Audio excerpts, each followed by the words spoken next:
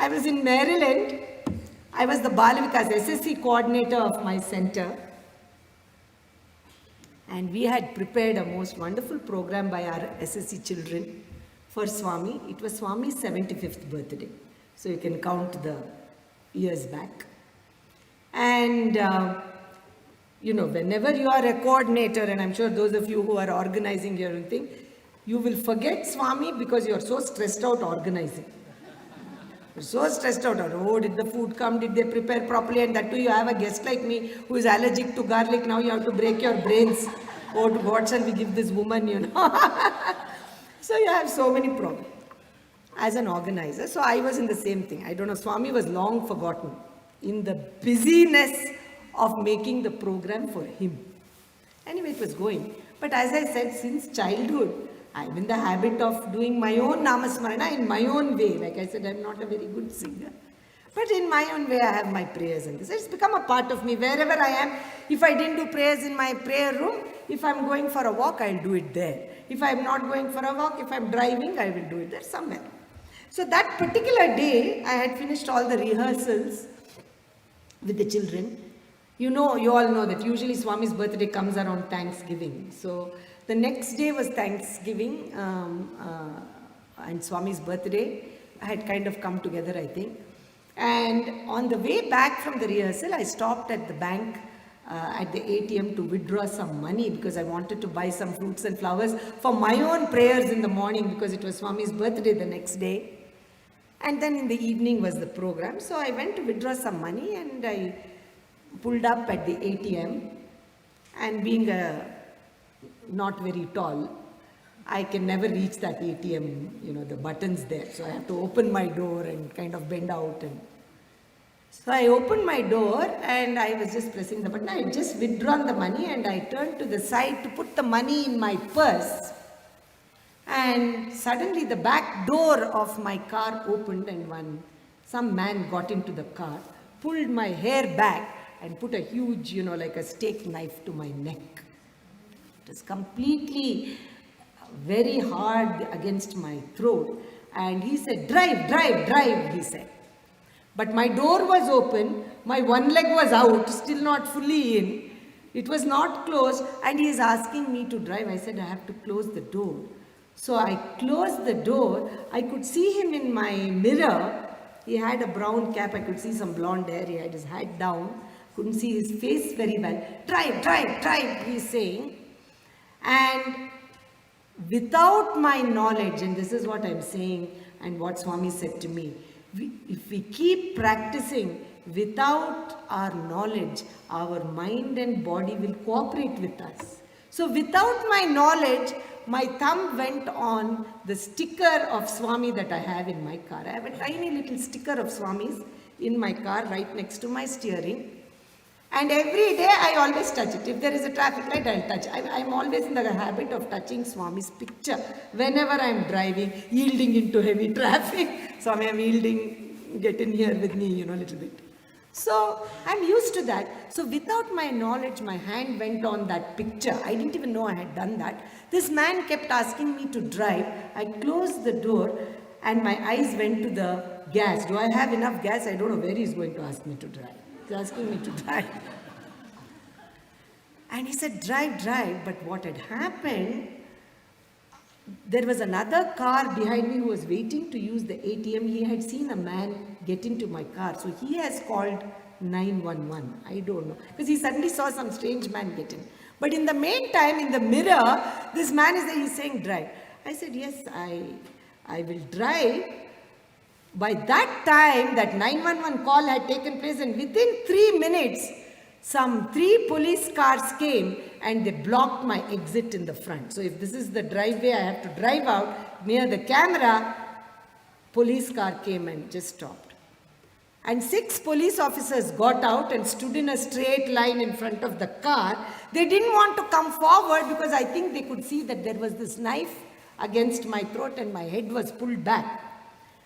So, brothers and sisters, none of us have practiced this dialogue, right? We have all practiced so many things. But suddenly, I'm talking. I don't know how I'm talking. So I tell him, look, I cannot drive because there is a police car there. I think I'm talking in this voice. I think it is better you get down and give yourself up. Because I can't drive, they are going to come and get you. So this guy is looking at me through the mirror. This is all through the mirror. And he said, how come you're not scared? So I'm saying, well, what is the use of being scared?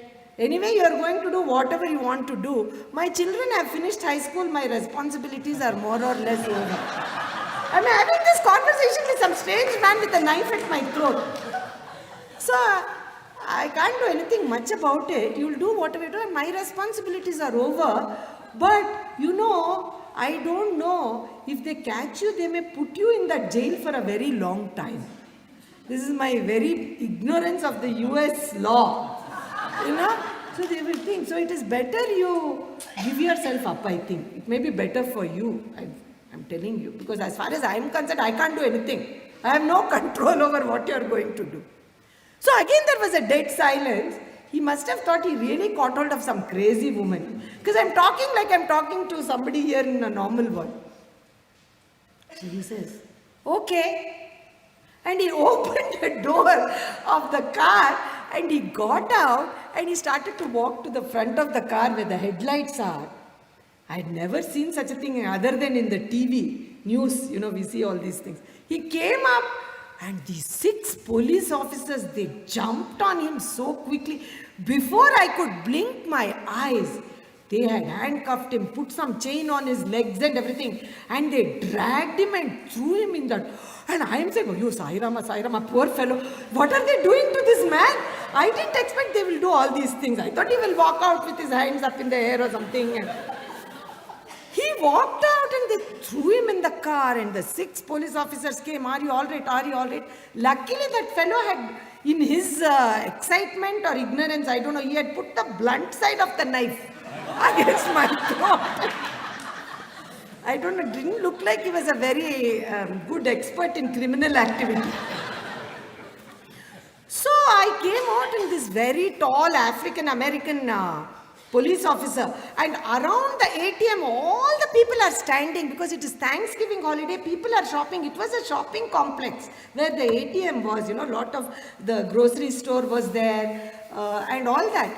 So I came out and this African man, American police officer, he just picked me up like this. She's okay, she's okay. Happy Thanksgiving, everybody go home, everybody go home. Happy Thanksgiving. One more reason to have gratitude. Happy Thanksgiving. Go home, everybody have a good time. And then he tells me, are you okay, are you okay? I am feeling very agitated having seen for the first time this kind of an arrest of this man. So I said, no, I am okay. But what are you all going to do with that fellow? So he said, man, don't worry about him. You please tell. No, I said, will he get a lawyer? Will he get a lawyer? He said, you should be worrying about your lawyer. Why are you worrying? I said, no, but why did you all drag him? He said, because we put chains on his leg. But why did you drag him? You know, that idea of dragging somebody to the car had really bothered me a lot. Anyway, that police car left with that fellow.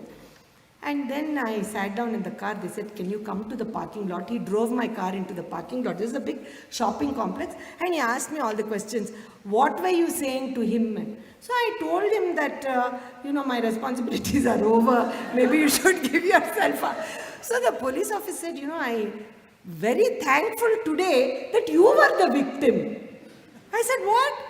So he said, yes, because if some woman had started to scream and all that, he would have probably reacted very differently.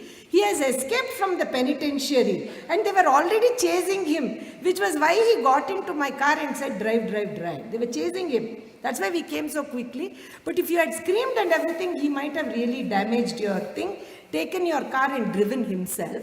So it's a good thing you talked very calmly. So I said, I don't know, I said something to that fellow. So he wrote down everything and then he said, okay, will you come to the police station to place the complaint? I said, no, you are saying he came from the jail, penitentiary. Are you going to put him back there? And he says, yes, he has got arm's length of misdemeanors and this and that. He'll be in there for a long time. So I said, I don't want to add more to his problems. Anyway, you are going to put him in the jail. So I don't want to give a complaint. You have whatever you have. I just want to go home. And I'm thinking, tomorrow morning I have all this SSC program going on. Who is going to be sitting in this police station, telling all these things? So I want to go home. This was by 7:30. By this, it was very dark because of the time change. So he said, okay, I will drive behind you. Can you drive? As my house was not far, I drove to the house. He parked the car and he came with a card. And he said, this is a hotline number. You seem to be very calm right now. But in a couple of hours, you may go into shock. Brother Phil might be able to explain this better. You might go into a shock and have problems because of what happened. Because with the knife and all these things, it's not an ordinary thing. So here is a hotline number. You can call this number, they will help you if you need any help psychologically. I said, no, thank you very much. I have my own hotline number. I don't want this hotline. No, you keep it. He said, you might. Then my husband came home. I told him the whole story. He said, oh my God, you are such a calamity Jane. Wherever you go, something like this. You are always giving work to Swami. All this happened, finished. This was all Swami's birthday.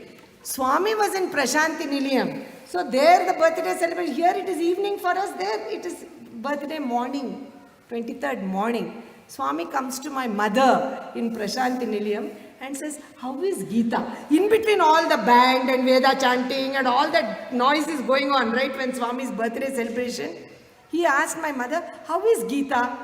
So she said, she's okay, Swami, because my mother was there in Puttaparthi already for a week. She had not heard this whole story. She's okay. So Swami looked at her and said, now she's okay. He told her in Puttaparthi and walked away. So my mother thought maybe I was not well or something. And then after they came to Bangalore on the 26th or 27th, my mother called me and said, what happened? Are you unwell? Because Swami said that, he asked me and he said, now you're okay. Then I told her this whole story. And my father said, Swami is coming on December 5th to Bangalore for the super specialty hospital to see. The construction is going on. So I said, oh, will you please thank him for me? Because without his help, I couldn't have escaped this. Swami said, my father said, okay. So Swami arrived on December 5th and he came to Brindavan and my father was sitting next to him there and all the college boys were there in the Brindavan session. And suddenly Swami turned to my father, who was the opposite of me, man of few words. You saw him yesterday in the video. Man of few words, but who dedicated all his life to Swami. He turned to my father and said, Padmanabh, tell all the boys what happened yesterday. What happened last week to Geetama. Swami said, out of the blue. My father had not even had a chance to tell him. He had just arrived from Puttaparthi. So my father stood up and he said, my daughter went to the ATM machine. Some man attacked her. Swami saved her. Sai Ram. Sat down. He said, I have taken 15 minutes. I have gone over 5 minutes. I'll finish in 2. So, Swami said, you can't even narrate something properly. That too when you're telling about my story. Can't you tell nicely? Then Swami narrated the whole thing to the boys. And he said, shall I tell you all something that even Geetama's husband does not know? What is that? When that fellow was attacking her, you know what Geetama was thinking in her head? Which is so true. I had come home and told my husband the next day. I was thinking in my head, I must not forget that Swami is with me at this time when I have spent 50 years of my life at his lotus feet. If I forget now, it is not only a waste of time for me, it is waste of time for Swami. Because he has spent so much time with me, I have learnt nothing from him. Number one. Number two, I'm thinking like this with this fellow's knife there. Then I thought, Swami always says this body is like a shirt, this life is over, you discard it, buy a new shirt. You have done enough karma to be born again anyway. You'll get a new shirt. You'll get a new shirt. Come, what are you so worried about? So this is an old shirt, so why should I worry? My responsibilities are over, Swami will take. So he said, this crazy, Swami is telling the boys, this crazy lady, she's saying that this what is there, this thing, Swami has wasted his time on her by spending so much time with her. And she's saying, my body is like an old shirt. She's a lady. She should have said, my body is like an old sari, is it not? So anyway, Swami told the whole story, finished. Told the boys. Later when I went to Puttaparthi the following year, I couldn't sing or I couldn't talk very well also because he had damaged my vocal cords actually with the pressure. When I went there, as soon as I walked into the interview room, Swami gave me a chain and said, you wear it all the time, Bangaru, your throat is hurting from that fellow. And then he said, you know, grace in triplicate. One, you remembered to put your hand on my picture and remember me subconsciously. Second, the police officers came. Third, most importantly, that fellow listened to what you told him, that criminal. In him also I am there, right? He heard because I was residing in his heart. So in 3 ways, you got grace. So the name is so powerful, brothers and sisters. But with what intensity and with what love and with what discipline and with what practice we choose to lead our lives is up to us. So we cannot turn to him and say, Swami, I've been calling out, you never answer. Maybe we have to look inward. I'm sorry I took a few minutes more than my time. Sai Ram.